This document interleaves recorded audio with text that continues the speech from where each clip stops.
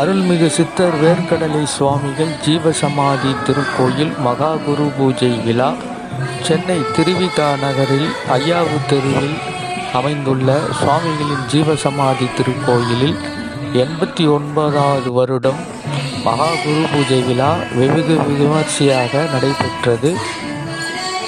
24/12/2024 தேய்பிறை அஸ்த நட்சத்திரம் அடிப்படையில் குரு பூஜை ஆண்டுதோறும் கொண்டாடப்படுகிறது. மார்கழி மாதம்.